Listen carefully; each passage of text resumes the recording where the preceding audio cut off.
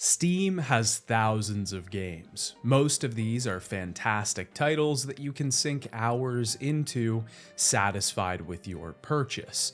Others turn out to be horrifically bad, leaving you regretting the thing that you just bought. Delving into these libraries will leave you sifting through titles in an attempt to find something worth your time. Scams, cash grabs, even just poorly optimized projects. But if you want the real gems beneath the garbage, you're going to have to wade through the muck.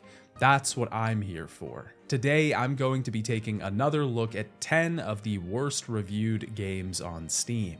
I chose different projects from among the mixed, negative, and overwhelmingly negatives. If you've seen this series before, then you already know that I try to give each game on this list a fair shake. I attempt to see both the good and the bad with each title. My intention is not just to trash all of these poorly received games, but to see where they failed and maybe where they succeed. It's me, your favorite son, and today I'd like to once again talk about bad games.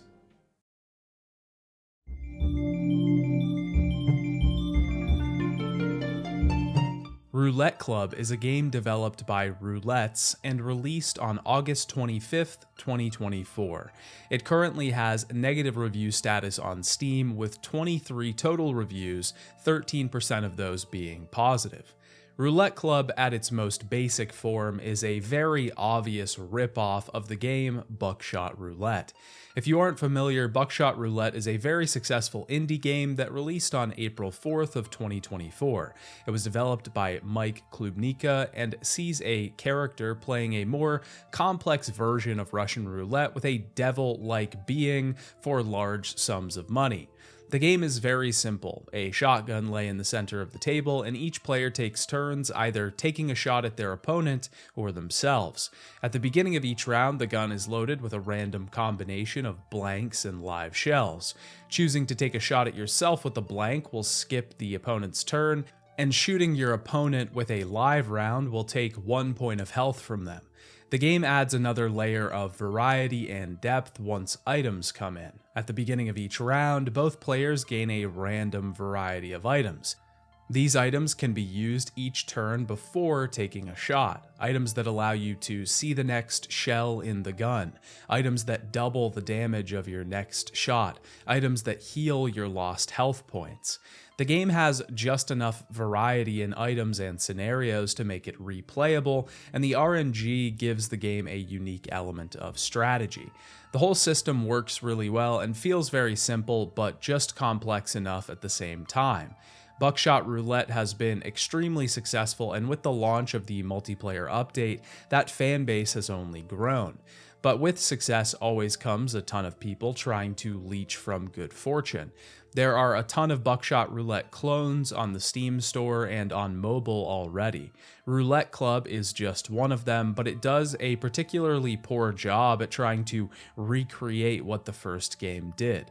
The first reason is that Roulette Club just saps out most of the style from Buckshot Roulette. Instead of a strange ethereal beast sitting across from us with a mouth full of teeth, it's a generic hooded skeleton with a glowing necklace. Instead of a strange chopping device that cuts our health points off one by one, it's just little radios with heart displays. And Buckshot Roulette has an overall style and tone that this game just doesn't capture. Buckshot Roulette is displayed and designed in a saturated low-poly style. This gives the game an unsettling tone, like something is wrong, but we aren't sure what. The strange club that we entered feels like a portal to another world, a dark paranormal underbelly of this world that's always been there, we just didn't know about it. The game feels unique and distinct while being incredibly simple to pick up and comprehend. Roulette Club has none of this, with bland objects and environments. License plates on the walls make this place look like some middle-aged man's garage, and everything just feels far too clean. Set aside the fact that this game just steals its idea directly from another, but it also just doesn't capture any of the appeal of the original game. It also just doesn't work very well. There are a ton of bugs throughout the game that prevent you from playing further, or just because the whole game gets hung up for far too long. The items in the game also don't even have any description on them, so there's no way for us to tell what they do without having some reference from Buckshot Roulette. It's designed with knowledge of the original in mind. The game does have a way to play online with other people, so my suspicion is that the game was originally whipped together and thrown out there so that people could play what is virtually Buckshot Roulette online before the multiplayer update had come out. This wasn't the only game to try and jump on this trend either. A ton of games tried to make a multiplayer version before the original got its multiplayer update. In the end though, Buckshot Roulette is doing well, and these direct rip-offs don't seem to be finding the success that the original game had. If I had any sort of direction to give these people, I would say that Buckshot Roulette introduced a really new idea to this genre, and playing off of that could also create some really new and interesting projects. Adding new elements to the game, creating your own version of it, expanding upon the idea by finding a new hook are all great things that could result in something really cool rather than just a very blatant cash grab.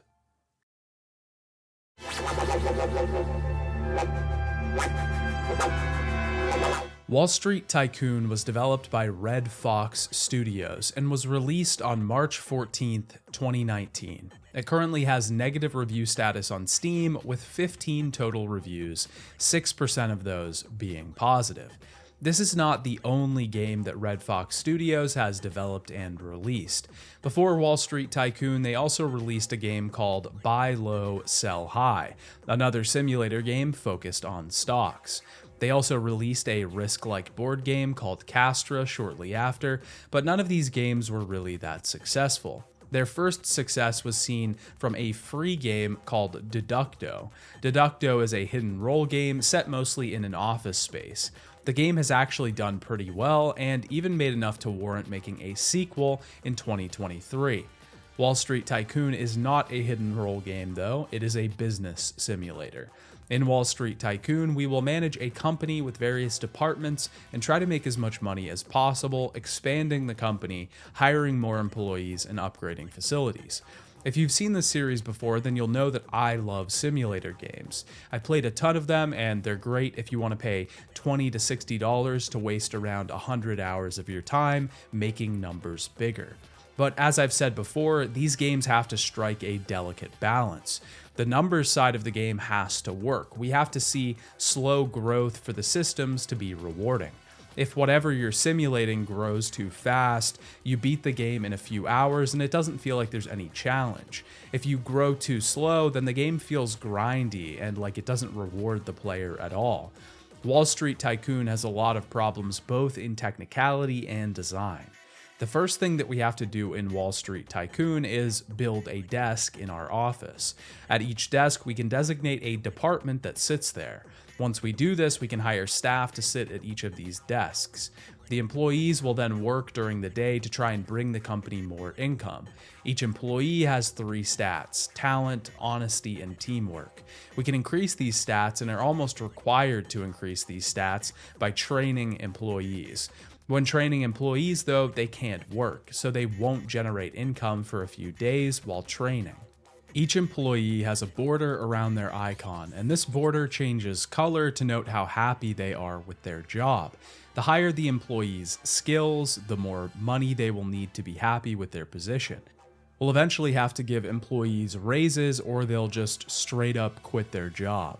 Every day, employees generate work points, each of which is worth around $100.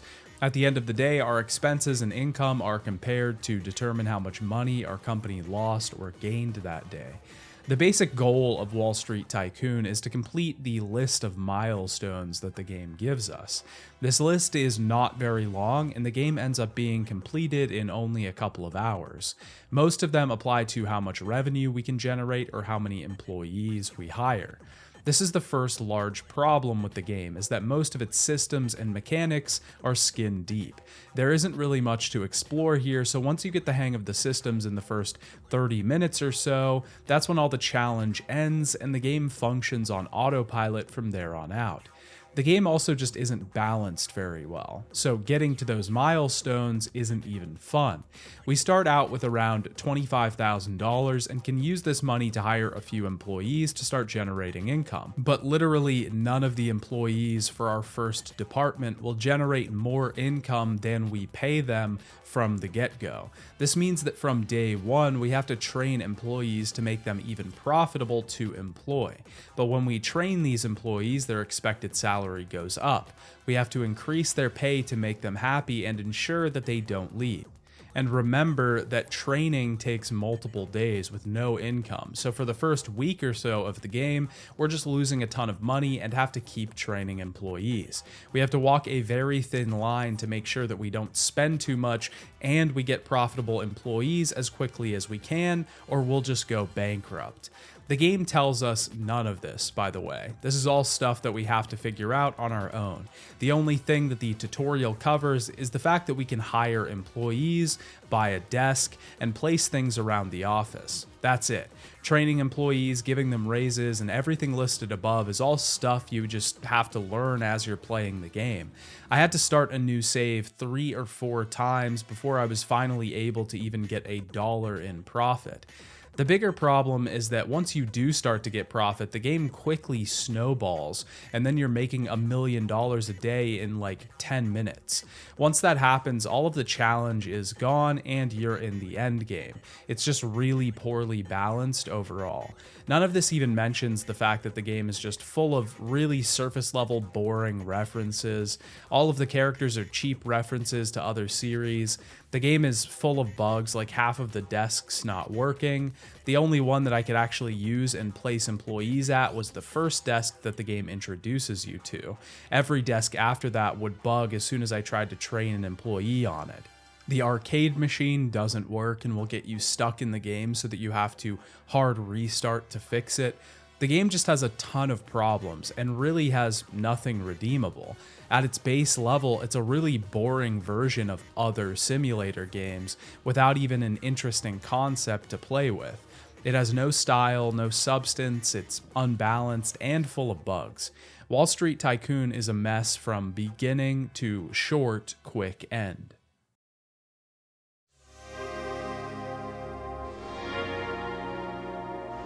Resident Fear Redistribution was developed by GameSoft Studios and was released on September 5th, 2023. It currently has negative review status on Steam and has 14 total reviews, with 14% of those being positive. GameSoft have developed 4 total games. This game, a sequel to Resident Fear, Delta Strike, and Area 51 Beyond the Wall. They all seem like similarly low-effort FPS games that try to theme themselves after other popular series. As you can tell, Resident Fear Redistribution is a very obvious ripoff of Resident Evil. The game is a very simple FPS. Our main weapon is an axe, but we can get pistols and shotguns. There really isn't much to the game besides moving through areas, collecting a key every once in a while, and triggering cutscenes. The shooting is god-awful. Shots rarely go where you want them to. Enemy zombies are just bullet sponges that can take 1,000,000 hits. It's actually 7, it's not 1,000,000. They can take 1 full clip in the head before they die. If we shoot them in the body, then it's even more. Every time we kill a zombie, we get a magazine, so unless we get clean headshots every single time, we're generally running out of ammo. This means that we have to use our melee weapon, and that means we're definitely getting hit a few times. Combat just has to be taken so slow that it stops becoming fun. The general strategy is just getting as many accurate shots off as possible from afar, and then finishing the enemy off with the axe. It's clear that there was just no effort here to make the combat fun whatsoever. It almost makes me feel like the developers haven't even played a video game before, especially an FPS, because what FPS plays like this? The game also looks awful. The liquid and reflection systems for the game are so bad that every surface looks like it's covered in a thick layer of grease. Like walking around on these surfaces would be impossible because you'd be on your ass in 10 seconds. The textures don't match up with each other, and half of the writing in the game is just completely mistyped or mistranslated, and you can really tell that it's a horror game because the word horror is all over the walls, and the phrase "I kill you" is written in blood.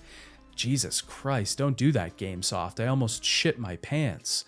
And like I said, it's a clear ripoff of Resident Evil. There's all sorts of logos and stuff throughout the game that are just clearly stolen from that series, like the Phantom Corporation, for example, or the letter written by Rhodes Wesker. I imagine that the loose idea for the game was just Resident Evil 1 in first person, but first of all, that's a pretty bad idea, and second of all, this doesn't even come close to 1% of that game. The most insane part of this game, though, are the cutscenes. I'll just show you a short snippet so the art can speak for itself. Hey, who are you? What are you doing here? I am Rhodes Wesker, director of Phantom Corporation. Oh, Phantom Corporation. Yes, he is from Phantom Corporation, but he is not supporting them. If you become calm, he has many things to tell you. By the way, who are you, lady? It's completely fucking insane. The stock animations, no animation on the faces, the terrible AI voices, the poorly written dialogue, the thunder just as loud as the speaking. It's beautiful. My God.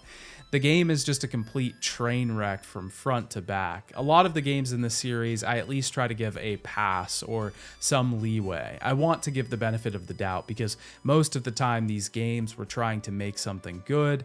The developers wanted to create a successful product, something that was fun or something that moved people. But this is just a clear, low-effort attempt at aping off of something else. The game is really poorly optimized as well. It doesn't run great, and it also has a ton of bugs. I had to stop playing because one bug actually prevented my progression. My weapons disappeared at a certain point, and when I respawned, they just never came back. Even after I got to the next chapter, my axe respawned, but my guns never returned. They were just completely gone, and the only way I could rectify it was to completely start a new game. And this is incredibly frustrating, especially in a game that you're already fighting to play. I got so enraged when the game finally bugged because it took me like an hour to get it to work, and I constantly felt like it was going to break. Some of these games just feel like they were only tested for the first level. Like the developers only cared to test the first 30 minutes of the game, and then after that they just gave up. If you can actually brave the gameplay and work past the bugs, I would actually recommend playing Resident Fear just for the cutscenes because it is pretty funny. It's one of the only bad games that I've played on the series that I actually enjoyed because I was just waiting for the next train wreck.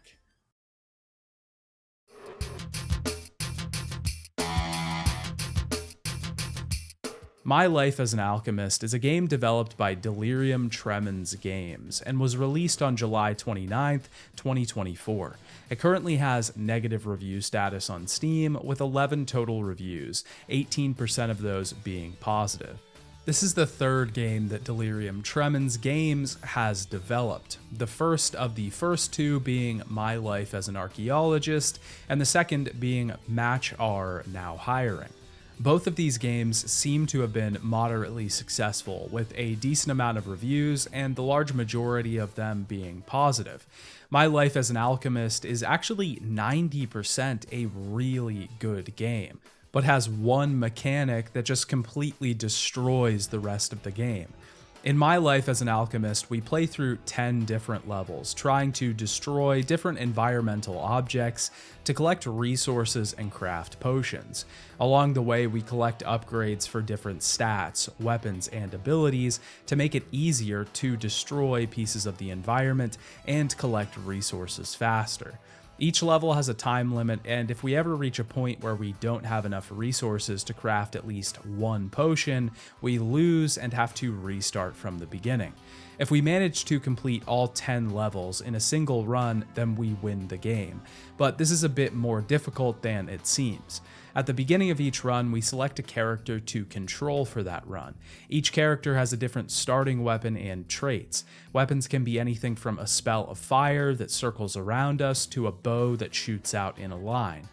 These weapons are triggered automatically as we walk around in the world. The combat sort of works like a very simple version of Vampire Survivors, except that we're attacking inanimate objects instead of moving enemies. When I first saw screenshots of the game, I really thought that it was going to be a cheap ripoff of Vampire Survivors overall, but it really isn't. It takes very little from that game and does a whole lot of really interesting stuff just by starting with that very, very basic template. Every wave will get some sort of upgrade, either a new weapon added to our arsenal, an upgrade to our general stats, or something that assists us in a much more general way. During the downtime between each wave, we also select 3 potions that we'd like to craft in that wave. During the wave, we have a timer that ticks down while we run around the area and search for ingredients for these potions. Objects that contain required ingredients are outlined in white, and once we destroy them, we get ingredients of varying quantity and quality. Like I said before, as long as we have enough ingredients to craft at least 1 potion, then we can move on to the next round. The potions that are successfully crafted at the end of the round will give us the benefits of said potion. This can be straightforward things like increasing our attack range, or more complicated things like increasing the stats that all potions give us. All of this works really well, and I actually genuinely enjoyed the gameplay loop of My Life as an Alchemist. It's really fun and pretty addicting. The more we play and the more achievements we get, the more permanent upgrades we unlock, we can get general stat boosts or even new characters to play as. It feels rewarding, and further play is incentivized. But the real problem with this game comes in the final stage of each wave. Once the timer reaches 0, we swap over to a cannon shooting minigame. This is where we actually craft our potions. All of the ingredients that we collected during the main phase of the wave are loaded into cannons, and we have to shoot them into their respective potion receptacles. The first wave will give us guards and borders so that we don't drop any ingredients, but as the waves continue, these will go away and it becomes possible to drop ingredients off the sides. It becomes even more difficult as the winds will blow our ingredients off to the sides and they'll disappear. I don't mind this aspect of the game in theory, but it can completely ruin a run. Even if we manage to get the ingredients for all 3 potions in a wave, we can still destroy our entire run by missing the baskets the ingredients are supposed to go into. Also, if we just manage to get exactly the amount of ingredients that we need for a potion, 1 missed ingredient is enough to screw it up. And in the later levels, it becomes almost assured that we're going to lose some ingredients because objects will show up to block the way, and the winds or ghosts will blow our ingredients into oblivion. So we're almost certain to lose a potion if we don't have much more than the required ingredients. This absolutely destroys the gameplay loop of My Life as an Alchemist. Because of the fact that we can lose a perfectly good run just because of 1 stray ingredient, it cheapens the entire process. It makes it feel like the game is rigged against us and really discourages us from playing the game. It's a shame because the rest of the game is really good and I really like the idea of the whole project. The gameplay loop is good enough that I would play this game all the way through if the potion creating part of the game was fixed. And I don't think it would be that hard if they just made every wave like the first wave, where there are borders on the edge and no wind to blow our ingredients away, then the game would be perfect. It seems like an example of trying to include too many features all at once. And at the end of the day, My Life as an Alchemist is a really good game with one big problem. It can be fixed, but I'm not sure that it ever will be, which is disappointing because I really want it to be playable.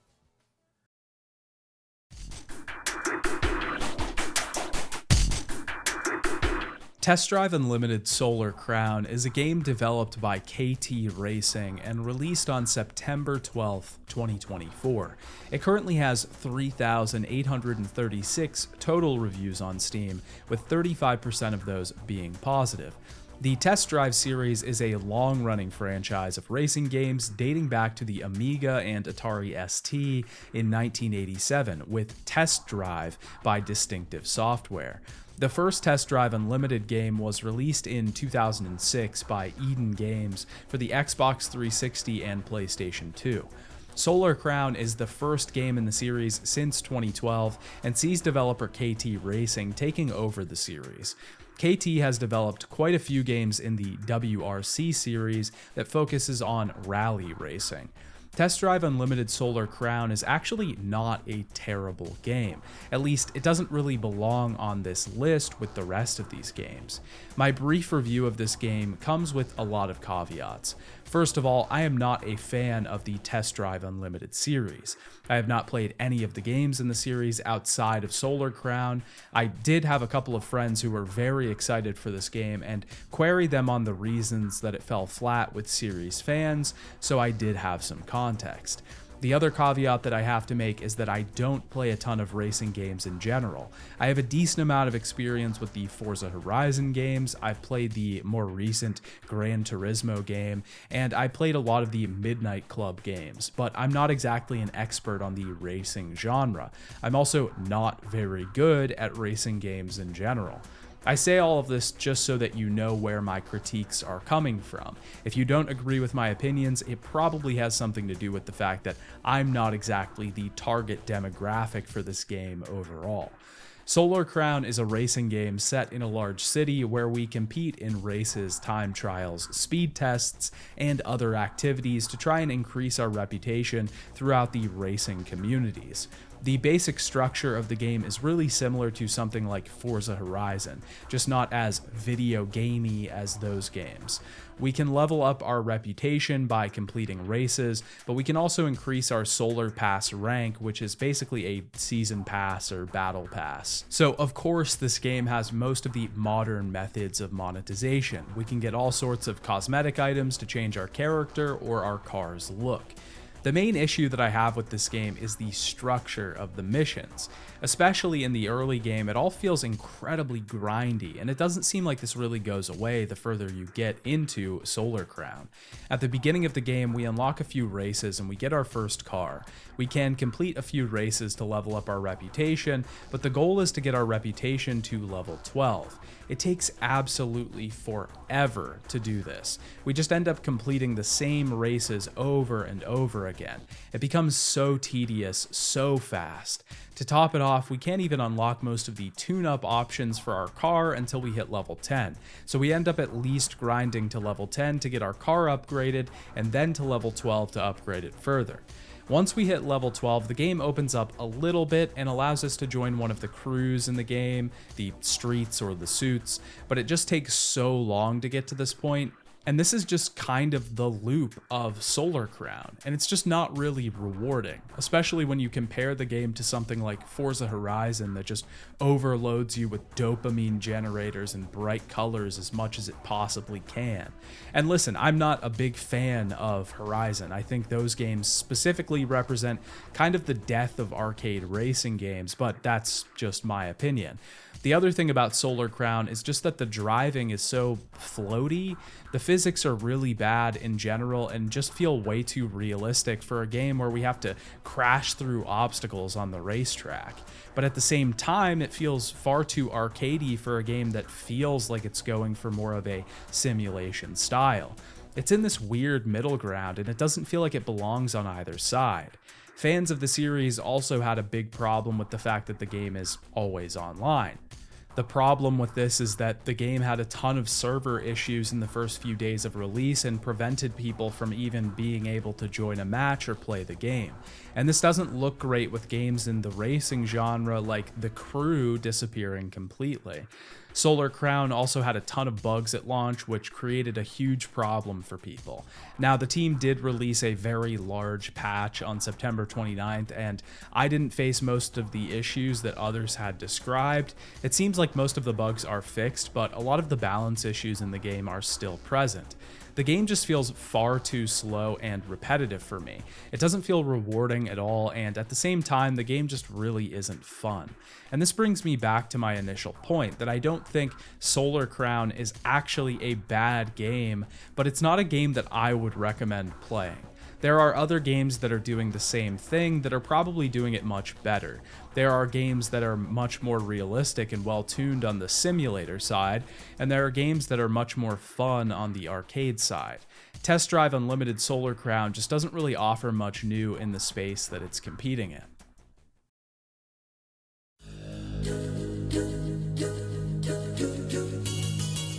Cubidle is a game developed by Medium Quality Games, released on July 29th, 2024. It currently has mostly negative reviews on Steam, with 11 total reviews, 27% of those being positive.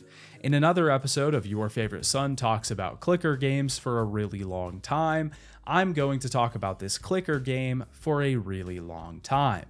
Cubidle is a minimalistic clicker/idle game. It sees us clicking a red cube in the center of the screen to do damage to it.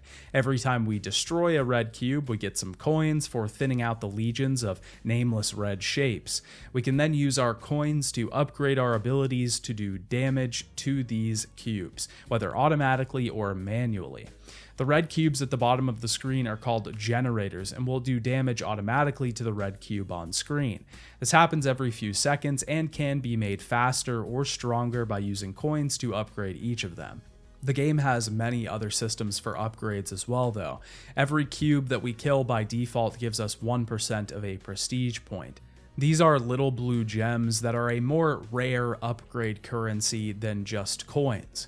We also get a certain percentage of super points as well, an even rarer upgrade currency. Prestige points, super points, and gold can all be used to interact with the other various systems that this game has. The prestige system works pretty similar to just about every other clicker game ever. We can upgrade the power of our clicks, the critical chance of our clicks, the power of our generators, decrease the health of the cubes we're destroying, and increase the generation of the rarer upgrade currencies. These only take effect once we prestige and restart back from the beginning wave of cubes.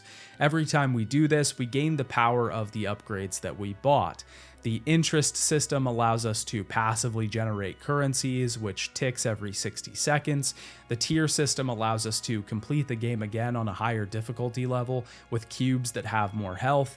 The perks screen allows us to upgrade other various aspects in the game, and the evolve system allows us to upgrade our generators past level 100.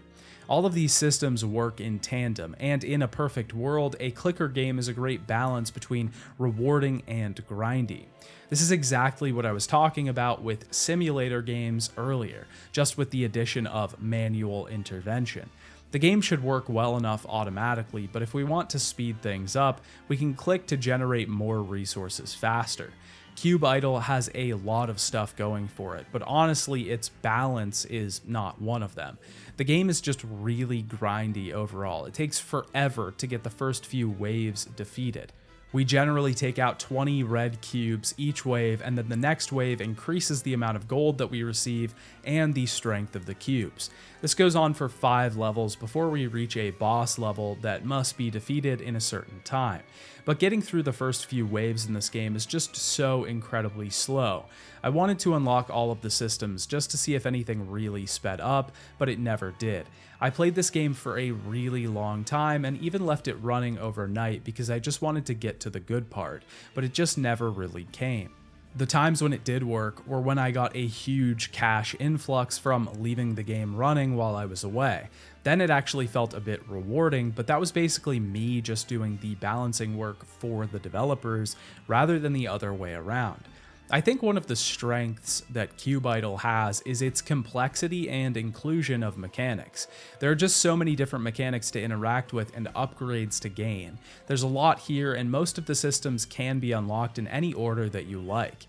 You can choose to play the game how you want, and that's some of the small appeal that this system has. I think that its style both works against it and for it. It's a very simple game in aesthetic and design, just a small red cube on the screen, very simple menus, and satisfying sound effects when doing the important thing, which is clicking the cube.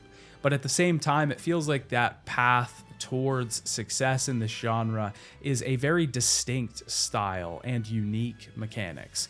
It's not exactly a normal clicker game, but a recent game called Widget Incorporated is a really good example of this. That game has a ton of style, a ton of substance, and a strong vision for what it wants the game to be. Cubidle just doesn't really have that, and obviously it doesn't really want that. It wants simple and clicker, and I don't think those descriptors really work today, especially if the game isn't really balanced well in the first place.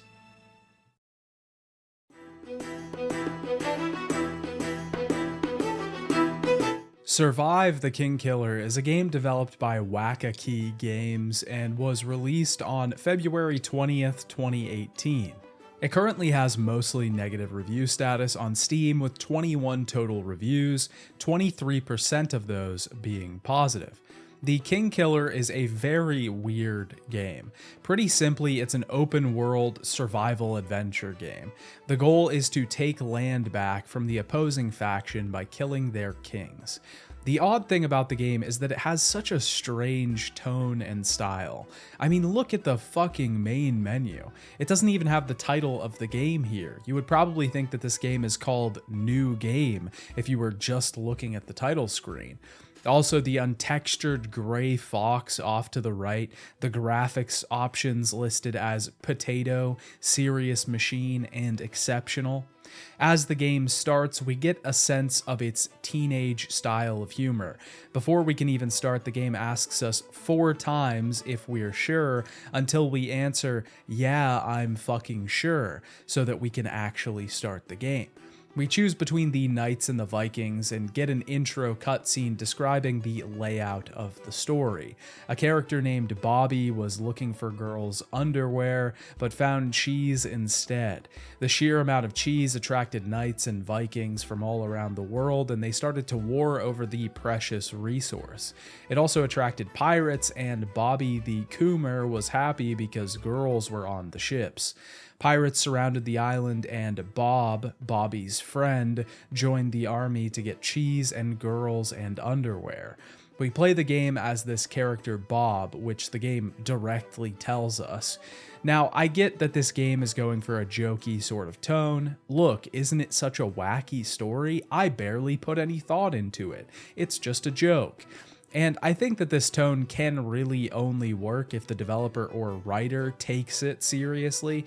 Like, the humor comes from how seriously unserious things are taken, at least in this instance. But it seems like no one is taking it seriously, which just comes off as not caring or not trying.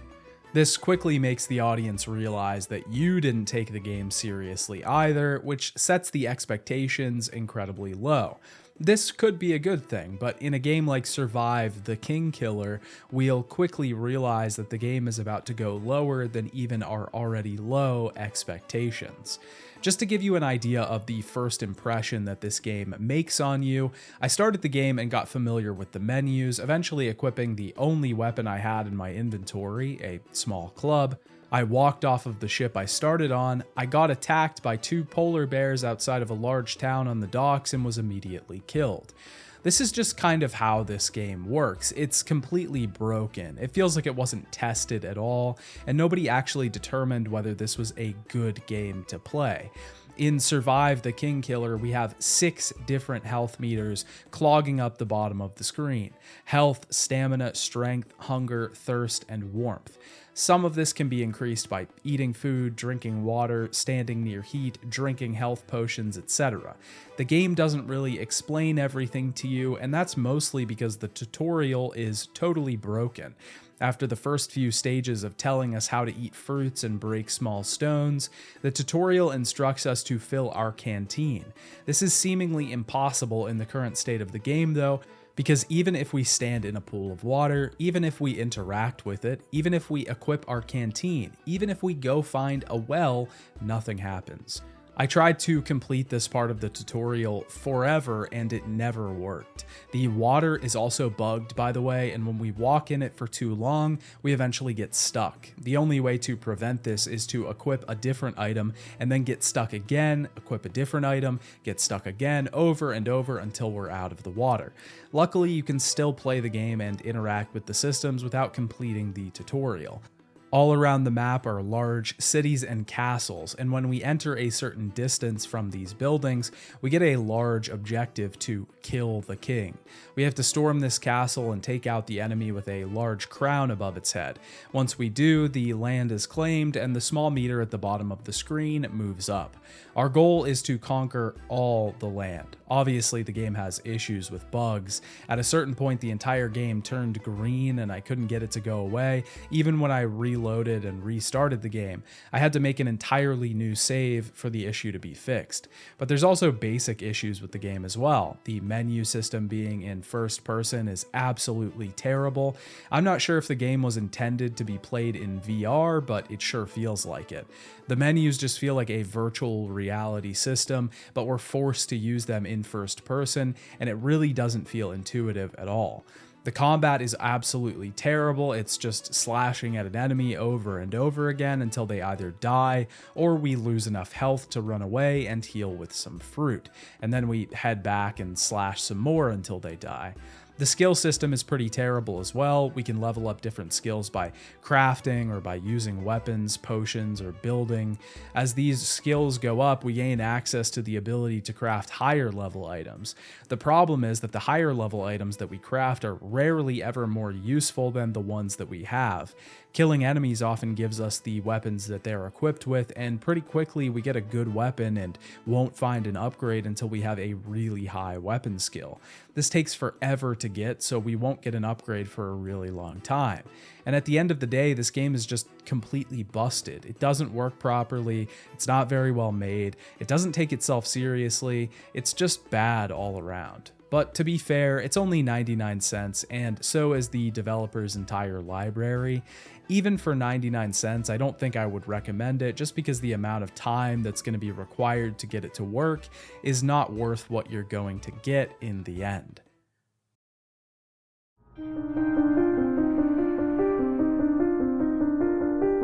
Moved Mind is a psychological horror game developed by Seek Mind Productions and was released on June 7th, 2024. It currently has negative review status on Steam with 10 total reviews, 10% of those being positive. This game is very short and sees us as a mental patient staying in an apartment for an experiment. As long as we complete the experiment, we'll be allowed to be fully released and go back to the outside world. We are slowly introduced to the horrors of this apartment and terrorized by seemingly our own mind. The story begins to unravel as the game plays out, with twists and turns in every direction. Now, I want to start off by saying that the game does have a good premise on its hands. Because we're only staying in one location, because the whole story is just set in a small apartment, the execution of this idea would be really simple. And also, I think the concept for the story could be used to further some message about the exploitation of the mentally ill. Using a horror story to deliver that message is a really good idea, and the game could be something great, but the way that the game is executed, the way that its ideas are carried out, leaves a lot to be desired. First of all, the cutscenes in this game are terrible. The house that we live in has rules, and every time the handler visits us, we must answer the door and speak with him. These conversations are usually pretty short, but the writing is just awful.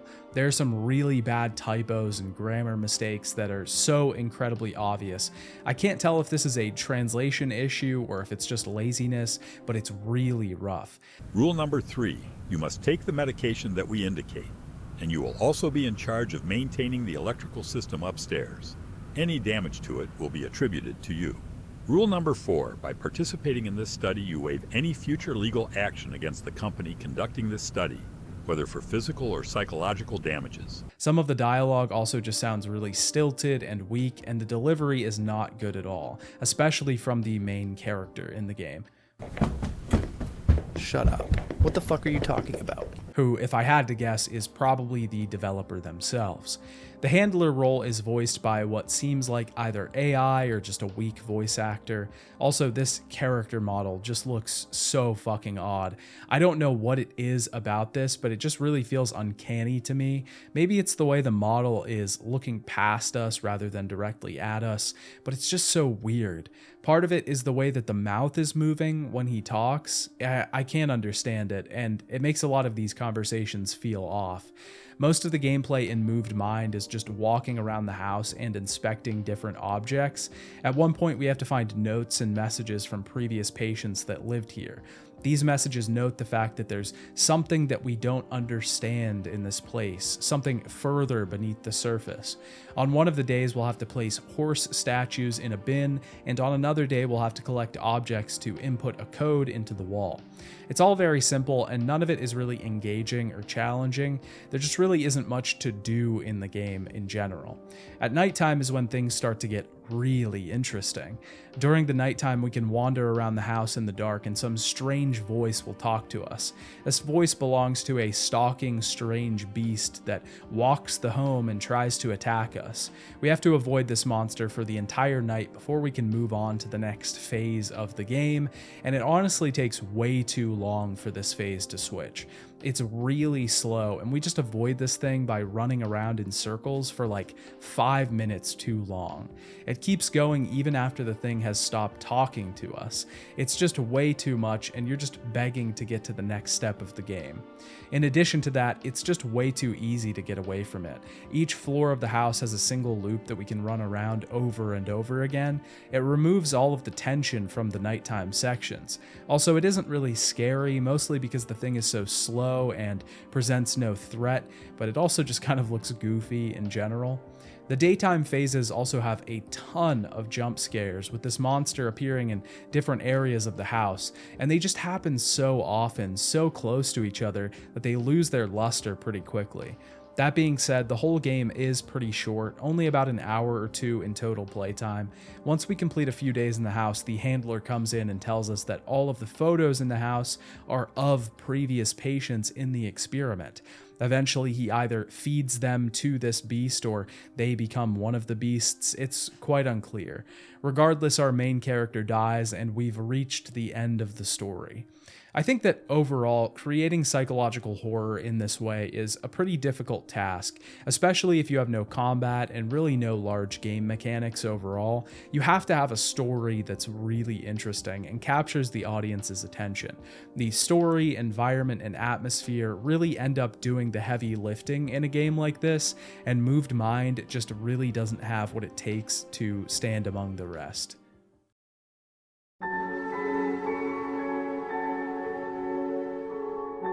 Blind is a game developed by Prestige Games and was released on April 30th, 2021.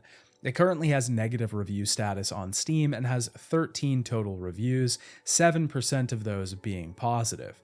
Blind is another psychological horror game, but one that is set in a much larger, haunted mansion. We can explore this mansion and try to navigate our way through this enormous maze. We can luckily head into different areas of the house and choose which way we'd like to explore the place. Along the way, we'll find different memos to investigate, keys to unlock doors and open various wings of the house, but to be honest, that's kind of all this game has to offer. We walk through a door, we hear some loud knocking, we turn around, and sometimes the items disappear. Then we move on and do the same thing in other areas of the house. Blind also has a ton of different technical issues aside from just being a boring psychological horror game. You can actually soft lock yourself in the game because the crouch button doesn't work. None of the buttons seem to allow you to crouch, and I even specifically went in and bound a key to the crouch button, but it still wouldn't work. But if you get to this area with a ladder, you just get stuck and can't get out. You can't climb the ladder, you can't get underneath the boards, you're just stuck forever, and that's where the game ends. The flashlight that we're equipped with is also just way too fucking bright to even be useful. If we turn it off, it's way too dark to even see, but if we keep it on, it's way too bright to see. We can interact with different items across the house. Some of these are just straight up mislabeled, like this phone that says it's a Zippo lighter. Some of the item descriptions also just seem like they were pulled from Google or something, because it's just the most basic, robotic, bland description ever. Even when we find a piece of paper, one that I assumed was going to be some sort of memo that would begin to introduce a story, it gave me a fucking description of what paper was. This game just really has nothing in it. The whole mansion is really bland, just a blank house filled with nothing, no style, no substance. There's nothing to even do in the mansion. On top of that, there's really no horror here, just the occasional thunder and lightning or some thumps behind us to try and give us a scare. When your game doesn't control well, has technical issues and bugs, but also just doesn't have anything in it, it becomes irredeemable. Blind isn't even so bad it's good, it's just bad. And especially like I just talked about, psychological horror has to work twice as hard at story and atmosphere. Blind just doesn't even try to do that at all. Blind should be considered more of a mansion explorer rather than a psychological horror game.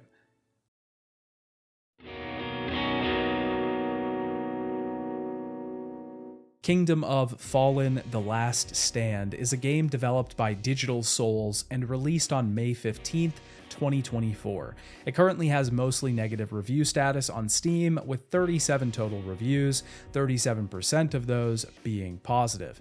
Kingdom of Fallen says that it is inspired by survival and Souls-like games, but it's much more of a survival game than a Souls-like. The game puts us in the shoes of an adventurer that is looking for his lost daughter. Before we get into the story though, we have to do a pretty lengthy survival game tutorial, learning all of the mechanics of the game. Kingdom of Fallen is a pretty straightforward survival game. We can collect resources from the environment like wood, stones, fibers, flowers, etc. These can all be used to craft different things in our inventory. We can craft the basic items like hatchets, pickaxes, shovels, etc. All things that can get us more resources and eventually work towards crafting a workbench. With the workbench, we can craft a house, build more complex items, and even craft a bed, so on and so forth.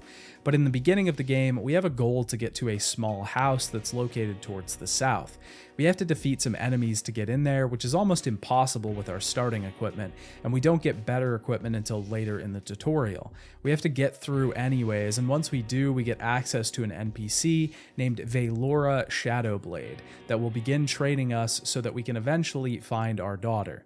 We find out through this NPC that our character was suddenly teleported after seeing his whole family disappeared one by another in front of his eyes by some lights and runes. Jeez, tough break. When our character learns of his daughter, he wonders, did she hurt? And Velora tells us, calm down. Most of the dialogue in the game is like this. It just feels like it was written in a teenager's fan fiction. After building our base and completing some tutorials, we can actually head out into the world and delve into the surrounding ruins. Here there are skeletons and wraiths that we can fight.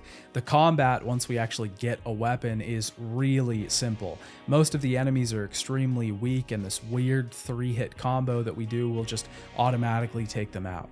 It's not a Souls-like at all. There's no need to dodge or parry or anything like that. We just swing away and kill the enemy. Really no strategy here. It all just comes down to pure stats. If we can hit them enough times before our health runs out, then we win. If not, we die. Everything we do in this world also gives us experience, picking up resources, killing enemies, etc. Every time that we level up, we get skill points that we can put into stats or skills.